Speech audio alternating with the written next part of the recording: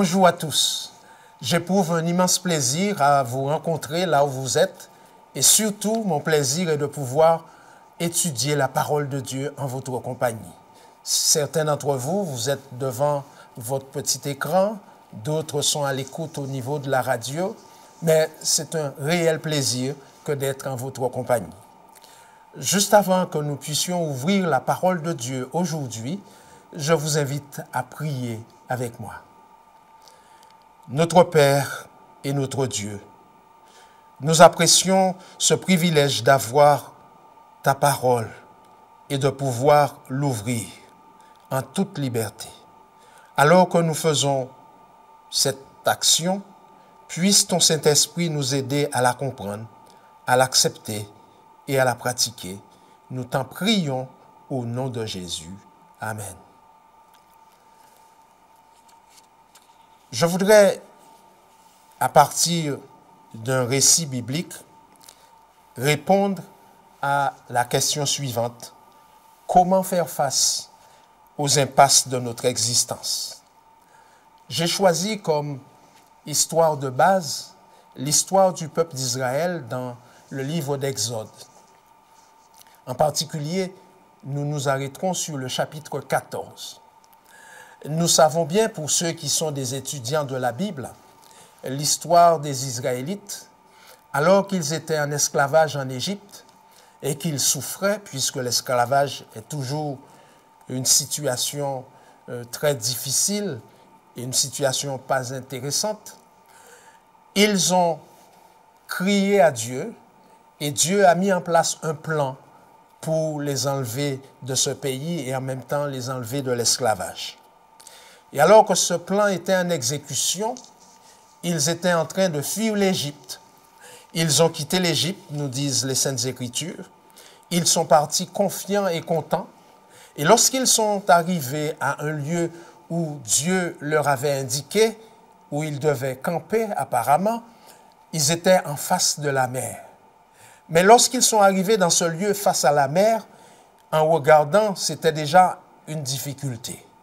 Et alors, ils se sont retournés pour regarder en arrière. Et en regardant en arrière, ils ont vu cette nuée de poussière. Avec les informations qu'ils avaient et leur expérience, ils ont découvert qu'il s'agissait de l'armée de Pharaon, l'armée d'Égypte, qui arrivait à grande vitesse. Étant sortis de l'Égypte, ils n'avaient pas de questionnement au sujet des intentions des Égyptiens. Ils comprenaient bien que cette armée qui venait avait pour objectif de les ramener en Égypte. Alors vous comprenez la situation, cette populace qui avait environ quelques milliers de personnes, pour ne pas dire des millions, se trouvant en face de la mer Rouge. Ils ne peuvent pas traverser, il n'y a pas de canot, il n'y a pas de bateau de prévu. Et puis, l'armée égyptienne qui arrive avec 600 chars, selon les détails de la Bible, et 1800 soldats d'élite sur les chars. Et on n'en parle pas des autres qui accompagnaient avec d'autres éléments. Nous sommes bien devant une impasse. Et alors, la situation amène les enfants d'Israël à paniquer, à chercher à trouver une solution. Et la seule solution qu'ils ont trouvée, c'était de murmurer, de s'en prendre à Moïse. Et alors Moïse tente de calmer la situation au verset 13 et 14 du livre d'Exode, et nous lisons ces deux versets. Moïse répondit au peuple, « Ne craignez rien, restez en place et regardez la délivrance que l'Éternel va vous accorder en ce jour. Car les Égyptiens que vous voyez aujourd'hui, vous ne les verrez plus jamais. L'Éternel combattra pour vous et vous gardez le silence. » Voici donc la proposition de Moïse et aussi sa tentative de rassurer le peuple. Je veux tout d'abord faire remarquer que dans ces deux versets, nous trouvons déjà un principe spirituel. Un principe spirituel qui consiste, que je vais traduire ainsi, garder le calme et laisser Dieu résoudre le problème. Voyez-vous, chers amis, chers croyants, la vie chrétienne n'est ni statique, ni passive. Elle est au contraire active et dynamique. Et ce principe ne change pas lorsqu'un obstacle apparaît sur notre route, lorsque le chemin devient accidenté, lorsque nous arrivons devant la mer sans bateau pour pouvoir traverser, ni lorsque l'ennemi nous assaille et que nous nous retrouvons dans l'impasse. Dieu, à son tour, nous commande d'avancer. Et c'est ce que Dieu dit aux enfants d'Israël, de cesser de murmurer et d'avancer. Alors, face à la proposition de Dieu, face aux conseils qui sont prodigués, avancer, la question vient, comment faire? À mon avis, en analysant l'histoire des enfants d'Israël face à la mer Rouge et aussi dans cette impasse, il y a 3 réponses que ce récit me suggère. La première réponse, c'est d'avoir confiance en Dieu, puisque lorsque je lis les propos de Moïse dans les versets 13 et 14, il y avait cette invitation à pouvoir rester tranquille, rester calme et de redonner, refiler, si je peux utiliser ce langage, refiler le problème à Dieu. Lorsqu'une situation semble sans issue, nous devons garder confiance. Confiance en Dieu. En parlant de confiance, il me vient à l'esprit de rappeler qu'il y a 3 aspects à prendre en considération. Le premier aspect, c'est que notre confiance en Dieu doit être libre. La confiance est quelque chose de personnel et ne peut être forcée. Le deuxième aspect de la confiance, c'est que notre confiance en Dieu doit être exprimée fermement. La confiance n'est pas un principe que l'on peut appliquer à moitié. Si je fais confiance, eh bien, la personne en qui j'ai mis ma confiance, je lui permets d'agir en ma faveur ou d'agir pour moi. Nous devons avoir une totale confiance en celui qui nous rend victorieux. D'ailleurs, dans le Nouveau Testament, nous avons plusieurs déclarations qui nous poussent à aller dans ce sens. Prenons la déclaration de Jean au 16e chapitre et au verset 33, où Jésus dit « Je vous ai dit ces choses afin que vous ayez la paix en moi.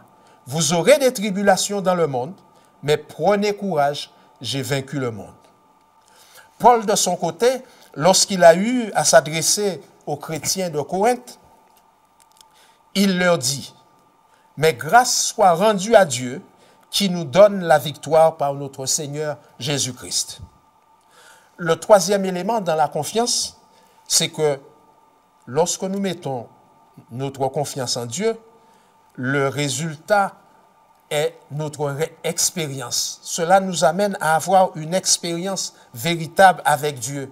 C'est-à-dire, c'est une expérience que de voir, alors que je suis dans l'impasse, alors que je ne puis agir, alors que je ne trouve pas les idées pour solutionner le problème, Dieu agit en ma faveur. C'est une expérience.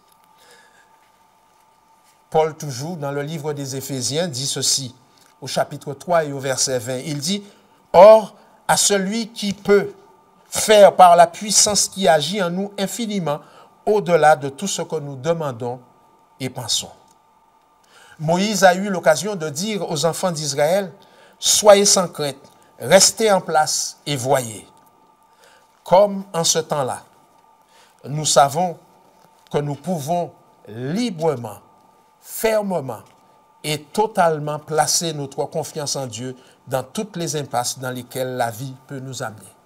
Oui, nous avons cette expérience déjà. Jésus a quitté son trône de grâce et de gloire et il est venu parmi les humains pour nous porter secours. Il est venu et il a solutionné le problème. Alors, je me dis que vraiment, Jésus, notre Sauveur, mérite notre confiance. Et Dieu, notre Père et notre Créateur, mérite notre confiance. La deuxième réponse à notre question, comment faire face aux impasses de la vie, de notre existence, c'est que nous devons pratiquer l'obéissance. Lisons le verset 15 d'Exode 14, ce récit que nous avons pris comme élément de base pour répondre à cette question.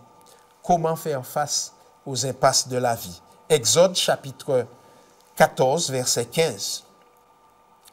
L'Éternel dit à Moïse, « Pourquoi ces cris? Parle aux enfants d'Israël qu'ils marchent. » Pourquoi ces cris? Parle aux enfants d'Israël qu'ils marchent. Lorsque Dieu fait connaître sa volonté, la seule option raisonnable est l'obéissance. D'ailleurs, lorsqu'on a confiance, on obéit. Oui, chers amis, l'obéissance suit la confiance. Notre obéissance doit être inconditionnelle. D'ailleurs, notre réussite, notre survie, la nouvelle voie est fortement liée à l'obéissance. Dans le livre des Hébreux, au 10e chapitre, le verset 22, l'écrivain biblique nous convie à agir ainsi. Approchons-nous avec un cœur sincère dans la plénitude de la foi, les cœurs purifiés d'une mauvaise conscience et le corps lavé d'une eau pure. Oui, notre obéissance doit être guidée par la parole de Dieu qui fait autorité sur la vie chrétienne. Notre obéissance, ensuite, mène à la séparation. Nous tirons cette idée de l'expérience des Israélites toujours, ce qui m'amène à vous convier à jeter un regard sur les versets 27 et 29 du même chapitre 14. Moïse étendit la main sur la mer et vers le matin, la mer reprit son impétuosité et les Égyptiens s'enfuirent à son approche, mais l'Éternel les précipita au milieu de la mer. Les eaux revinrent, couvrirent les chars, les cavaliers et toute l'armée de Pharaon qui était entrée dans la mer après les enfants d'Israël, et il n'en échappa un seul. Mais les enfants d'Israël marchèrent à sec au milieu de la mer et les eaux formaient comme une muraille à leur droite et à leur gauche. Quelle expérience extraordinaire! En avançant, le peuple d'Israël se sépara non seulement de l'armée de Pharaon, mais également de son ancienne vie, parce qu'ils avaient quitté l'Égypte. Notre obéissance, chers amis, chers croyants, notre obéissance au Seigneur nous sépare de la puissance du péché. Oui, notre obéissance à Dieu nous fait prendre un tout autre chemin, le chemin de la justice, le chemin de la sagesse, le chemin de la vérité. Luc, dans son 9e chapitre, au verset 62, nous rappelle ceci. « Quiconque met la main à la charrue et regarde en arrière n'est pas propre au royaume de Dieu. » Lorsque Dieu nous trace un chemin, il n'y a pas lieu de regarder en arrière. Il y a lieu de lui faire confiance et de suivre la voie. La troisième réponse que le texte nous propose après analyse face à la question « Comment faire face aux impasses de notre existence ?» c'est que notre expérience avec Dieu nous amène à avoir des objectifs. Cette expérience doit nous donner des objectifs. Je vous propose un autre texte de la Bible, celui du livre d'Exode au 15e chapitre, cette fois-ci, les versets 1 et 2. Après avoir vécu cette expérience avec Dieu, voici la situation des enfants d'Israël. Exode chapitre 15, versets 1 et 2. Alors Moïse et les enfants d'Israël chantèrent ce cantique à l'Éternel. Ils dirent, « Je chanterai à l'Éternel car il a fait éclater sa gloire. Il a précipité dans la mer le cheval et son cavalier. L'Éternel est ma force et le sujet de mes louanges. C'est lui qui m'a sauvé. Il est mon Dieu, je le célébrerai. Il est le Dieu de mon Père, je l'exalterai. » L'Éternel est un vaillant guerrier qui agit en ma faveur. Oui, amis croyants, face aux impasses de cette vie et en analysant la situation des enfants d'Israël, je me dis que le Dieu d'Israël, il est le même, hier, aujourd'hui et éternellement. Et si le Dieu d'Israël, c'est aussi mon Dieu, alors il n'y a pas de raison que l'expérience de victoire qu'a eu les enfants d'Israël face à l'impasse devant laquelle ce peuple se trouvait, que moi, dans les impasses de mon existence, que je ne puis trouver un autre chemin et trouver la voie. Oui, 3 suggestions. Nous devons avoir confiance en Dieu. Nous devons pratiquer l'obéissance et à la fin, notre expérience avec Dieu nous donnera des objectifs clairs et précis.